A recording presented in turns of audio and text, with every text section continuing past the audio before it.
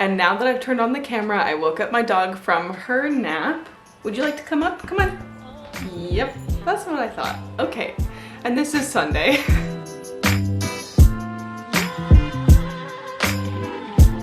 Hello my friends, welcome back to my channel, or welcome if you are new here. My name is Noelle, this is Noelle 7 Pages, and the 7 is my Enneagram type. Okay, I'm so excited to film this. I literally spent way too long this morning enjoying my coffee, putting together my answers for this tag, because I love this tag so much. I have spent this entire week or so binging all of the mid-year freakout tags that I've been adding to my watch later that everyone's been posting. I love this tag. Do I sound dramatic? I really think this is one of my favorite booktube staples that people do every year. The end of the year just is so saturated with end of year content, and the beginning of the year is everyone's goals and anticipated releases and all of that. That's all great and wonderful, but this is I don't know what it is about this tag that I love so much. I started my channel at the end of last July, so it has not been a year yet, and when I was kind of getting active in August, I felt like it was way too late to do a mid-year freakout tag. I don't know. So this is my first one since starting this channel, and I'm really excited. I had so much fun putting this together. I love watching this tag, so here we go. We will jump right in. Also, you will notice that there's very few questions where I can actually give you one answer. Most of these questions have a few answers because I am who I am, and I have a lot of thoughts and apparently a lot of enthusiasm today in particular, so you're just gonna get a bunch of answers to all of these questions. First question is the best book that you have read so far this year, and I really swear I tried to pick one and I narrowed it down to 3, and I think that's the best that I can do. We'll see what happens when I get to the end of the year, because I don't even want to think about having to choose a best book of the year. So, okay, getting ahead of myself, the first one out of the 3 is Black Sun by Rebecca Roanhorse. I read this in January, and I knew when I read it in January, oh shit, this might be the best book I read all year. This is the first in a new adult epic fantasy. Black Sun is a fantasy, but it takes place inspired by the civilizations of pre-Columbian Americas, so it's a very fresh take on fantasy. Let me put it that way. This is not the pseudo-medieval European fantasy that I think we're all very familiar with. This is some new goodness, for sure. There's 4 POVs in this book, and every single one of them I am so attached to. So, needless to say, this is probably a new favorite series, but easily one of the best books I've read so far this year. The other 2, one is Foundryside by Robert Jackson Bennett.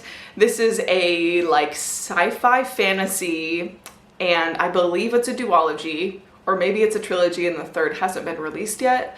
But I read this knowing that I would like it, but I didn't know that it would really get to me in the way that it did. I don't even know really how to describe this book, because this book does so much, and it does it all well, in my opinion. It's a sci-fi-ish fantasy, and by that I mean the magic system is very meticulously explained and has very strict rules, and it's based all on physics. And I know that sounds complicated, but it does not feel that way. Reading it, it just makes perfect sense, and it's genius, and it leads to a lot of very interesting commentary on class, capitalism, politics, industrialization. I'm scared to read Shorefall, which is the second book, because I just loved the first one so much, and it leaves off on such an impact of a high note of an ending,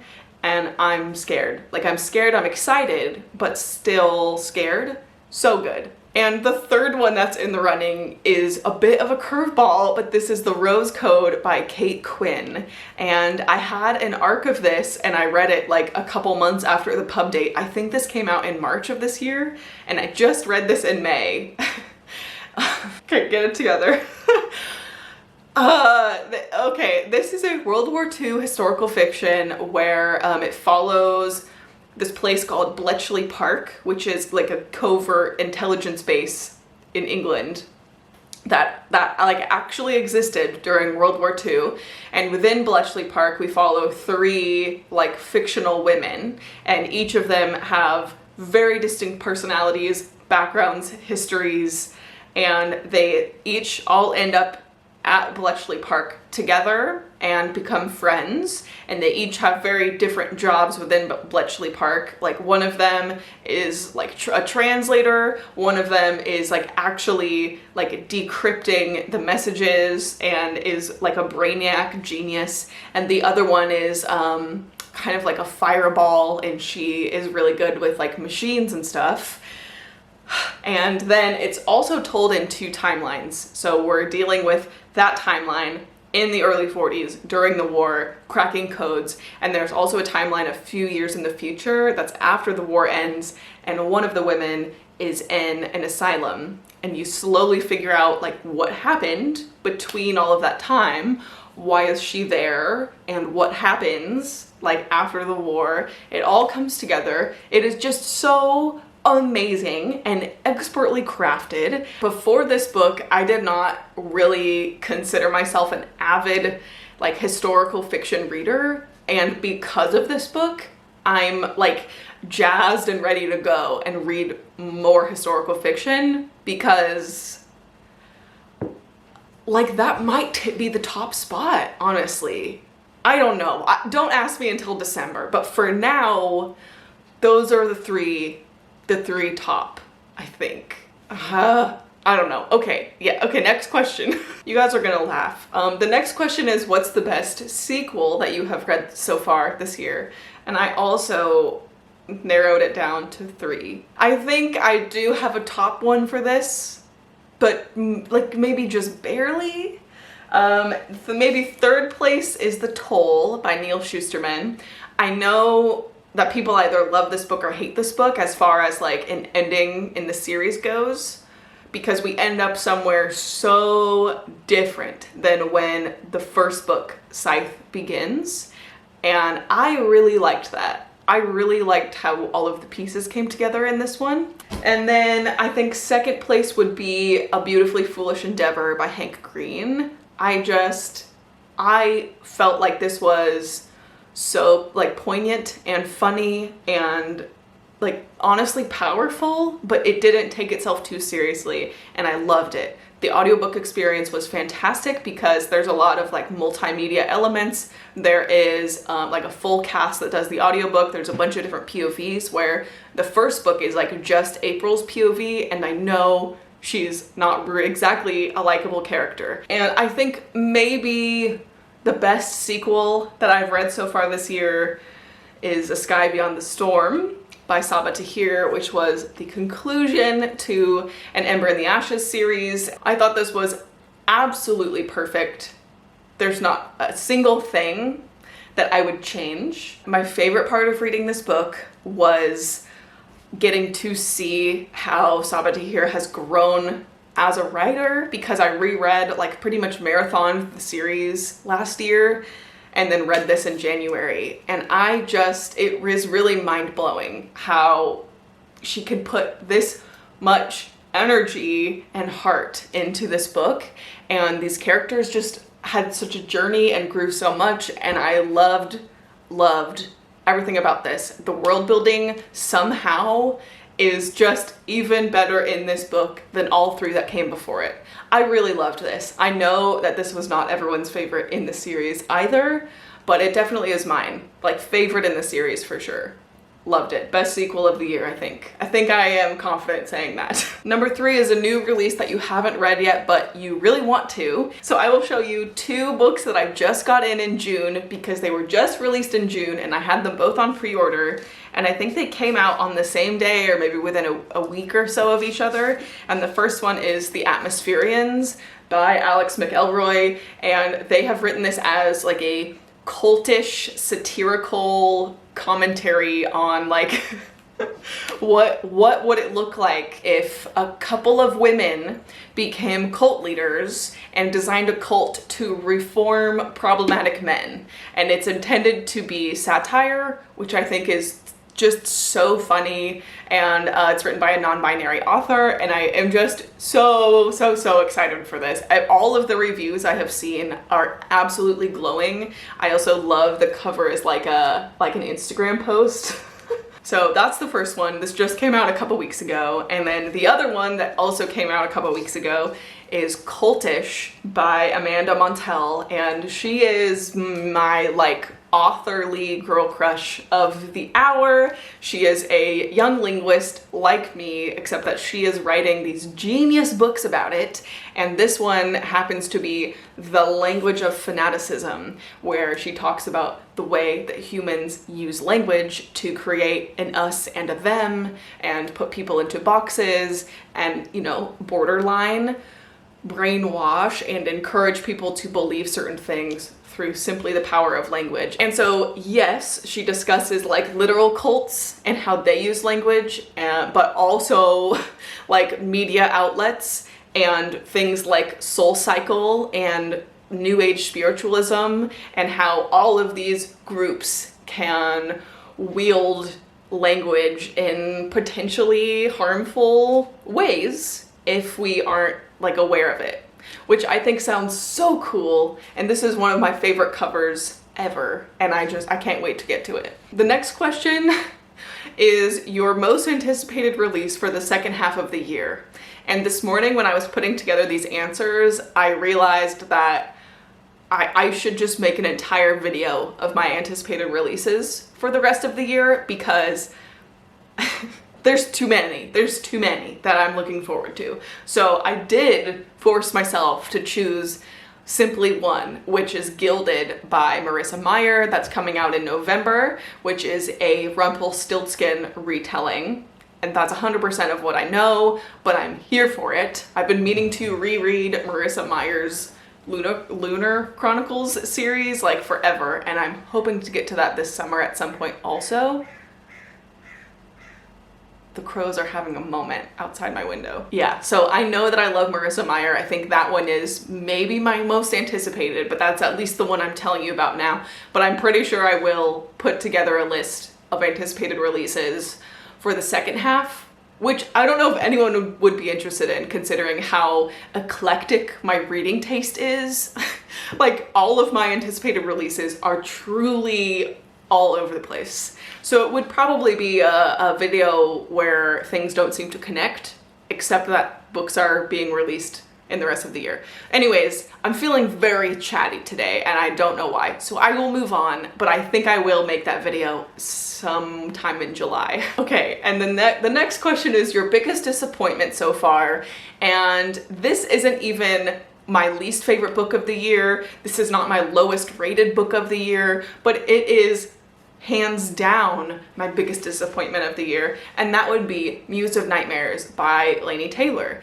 I loved Strange the Dreamer. I read it last fall, and I was so excited to finish the duology and get to Muse of Nightmares, knowing how Strange the Dreamer ends and sets up everything on this big cliffhanger right at the end of the story, leaving so much potential wide open for such a powerful conclusion to the story. And I personally felt like that was not delivered upon. And you can roast me for this, but I fully stand by passionately being lukewarm about Muse of Nightmares. It did nothing for me.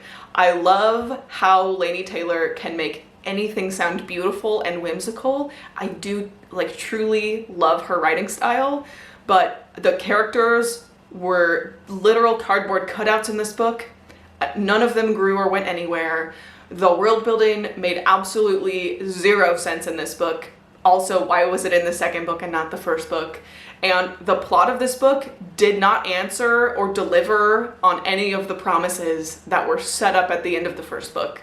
So I was very sad. I was very personally let down by Muse of Nightmares. And then the next question is your biggest surprise so far. And this one I have two for as well.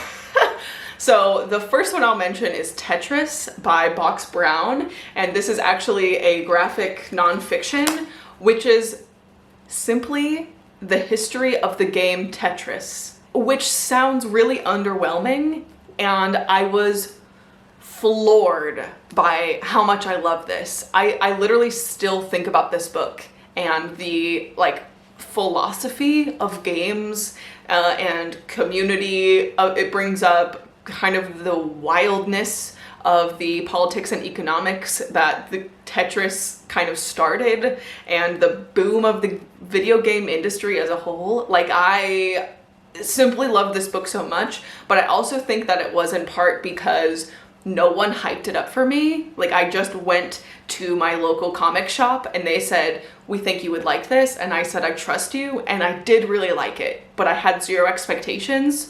So I feel like I need to disclaim that I know I have hyped up this book on my channel a few times. So I hope that other people also enjoy it, but I found it very surprising and I truly loved it. And the other one that I want to mention is Behind Closed Doors by byeee Paris, and this was a surprise for me because a couple months ago I read my first mystery thrillers and I did a whole reading vlog about it, and my favorite one, spoiler alert, my favorite one from the vlog was Behind Closed Doors, and I did not expect to enjoy a domestic thriller so much.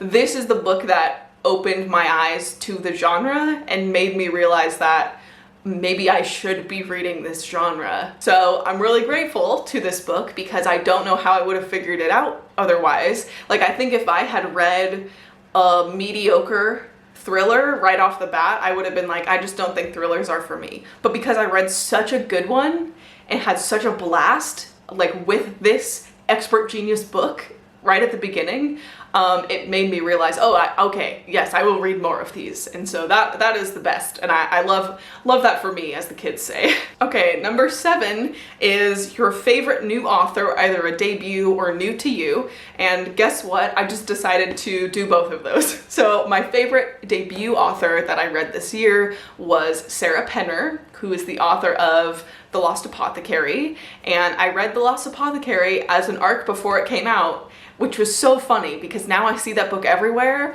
and I had no idea that it would become like such a big book. I also just found this beautiful used hardback for like $8 at my local used bookstore, and I snatched it right up because, like I said, I read this as an ARC, but I loved it. It was a 5-star read for me, and I would be happy to own this gorgeous book. Like, hello, are we joking? This one really surprised me, and I will be so excited to read literally anything that she does next. This is a historical fiction with a twist. It's told in dual timelines. There's a timeline, I want to say, in the 1700s in England and a timeline in present day England, and it goes back and forth. There's this unraveling of a mystery. It is not fantasy. I keep seeing it marketed as fantasy, and I get it because the cover looks like this, but it's not fantasy. There's like maybe a little pinch of magical realism, but I even feel like that's generous. I really feel like this is more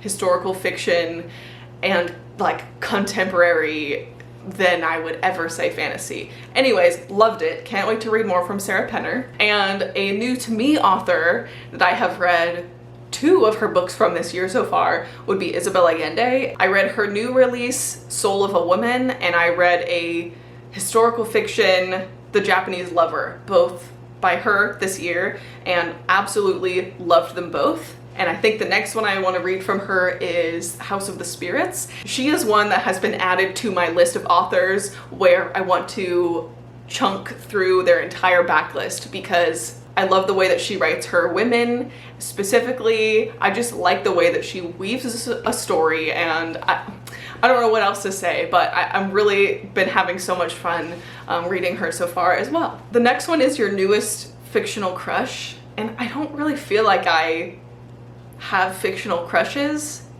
but I will say one of the characters from The Rose Code, Francis Gray, truly has my heart, and I would do anything for that man, and if I think about it too long, I might get emotional.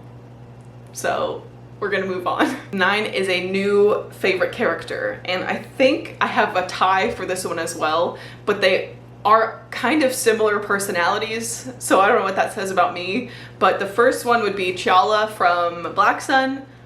Loved her, such a go-getter, and knows what she wants, knows who she is, does not take no for an answer, doesn't need anyone's approval. I love her, and I can't wait to see where she goes in the series. And the other one, very similarly, is Sanchia from Foundry Side, and she is so strong and just like has her particular set of skills and is just very independent, but slowly learns to be vulnerable and, you know, lean on friends. And I loved her. I loved her story. I loved her arc, and seeing her growth over the course of the book, and the hijinks that she gets into as like a thief and all of those fun things. And I'm so excited to see where she goes in the next book in that series as well. 10 is a book that made you cry, and I'm so sorry to be repeating answers, but like I have to mention The Rose Code, because this is like a 650 page historical fiction book, okay, first of all. And second of all, I was reading this on my Kindle in the airport, and I fully sobbed in the airport with my mask on at like the crowded like boarding gate for my plane. And I couldn't even put it down because I was so enthralled in a certain scene where I just was absolutely crying my eyes out. And I have no regrets. And no one even like asked me about it, because I think it's just normal for people to be like crying in the airport. But yeah, that was the one that comes to mind. But also recently I read We Are Displaced by Malala Yousafzai, and this also made me shed a tear. This is a collection of stories by, like, true stories by young girls and young women that Malala has met along her journeys, and sharing in their own words their own stories of what it's like to be displaced and be refugees. And it's very moving and very powerful, and also brought me to tears. The next one is a book that made you happy, and I will again mention The Lost Apothecary, because this book did make me happy. I just loved all 3 of the main characters in this book, and I loved all 3 of their personalities and their growth. I didn't feel like this was a heavy read, but it was definitely a complex read. Like, there's a lot of different themes to be taken from here. I thought it was a chock full of like lessons and insights, and for like a short little book. I loved it. It definitely made me happy. And the other one that I'll say, which is maybe interesting, but is Where the Wild Ladies Are by Ayoko Matsuda. This is a collection of short stories, and I loved this. This made me super happy, which is a little odd because most of these stories are vaguely paranormal. Some of them are creepy, but some of them are really light and like heartwarming. It's definitely a spectrum of vibes in this collection of stories, but I had so much fun. This made me so happy because this was the book that made me realize that I love short story collections, and I am excited to read more of them. So it's almost more of like not exactly what the book was, which was a collection of vaguely paranormal connected stories, but after reading it and reflecting and realizing, wow, I had so much fun with this, I can't wait to pick up more books like this. That's why it made me happy. The next question is, what's the most beautiful book that you have bought so far this year? How do I pick? Because I've already shown you some really pretty ones, like Cultish. This is just great design. Like, this is great, okay? Excellent graphic design. First of all, same thing with the Atmospherians, like the Instagram cover. I love it. Also, The Lost Apothecary, as we discussed. But also, okay, here's a couple more. I have The Girl and the Goddess by Nikita Gill, which is just beautiful, and I love it. And also, this is maybe more interesting and cool than it is beautiful, but I think this is one of my favorite covers that I've found this year. This is Get in Trouble by Kelly Link, which is also a collection of short stories, and it's like literally upside down. Like, this is the book right side up, but this is the cover upside down, which I think is so much fun, and it trips me out every time I look at it. Like, what? Anyways, and the last question is about to drag me, which is, what books do you need to read by the end of the year? And so I took a look at my like goals for the list, Noelle, my goals for the year, and I basically made a list of authors that I want to read, like new to me authors that I want to make sure to get to. I made a list of series that I want to complete, which I'm actually doing really good on so far. And I also made a list of like some challenges, like reading challenges that I want to chip away at. So here's what that kind of comes down to, is I absolutely want to read Zadie Smith's short story collection, Grand Union. I need to finish the 5th season series, the Broken Earth trilogy. I only read the 5th season so far, loved it, amazing. I need to finish the Red Rising series. I got about halfway through the 2nd book and then my audiobook was returned, but I have since picked up the second 2 books in the series secondhand. So now I have them, just need to finish them. I want to read Jesse's Homegoing. I want to read Leanda Hoped. She's like my favorite nonfiction writer. She writes nature nonfiction, especially like about birds. So I want to read another of her books. I need to read Mistborn, at least the first one. I want to also take a dent out of my memoir collection and my short story collection. So, you know, just a few things. So that is it for this tag. I love this tag. Thank you so much for watching. Let me know if you have read any of these, if you have any fun anticipated releases you're looking forward to, all of that stuff. And also if you have done this tag, because I will watch them. I will watch all of these tag videos. I love them so much. I hope everyone is crushing it on their goals for the year, and we have 6 more months left in the year, so still so much potential to be had by reading really good books and talking about them. Thank you so much for watching, my friends, and I will see you very soon. Love you, bye!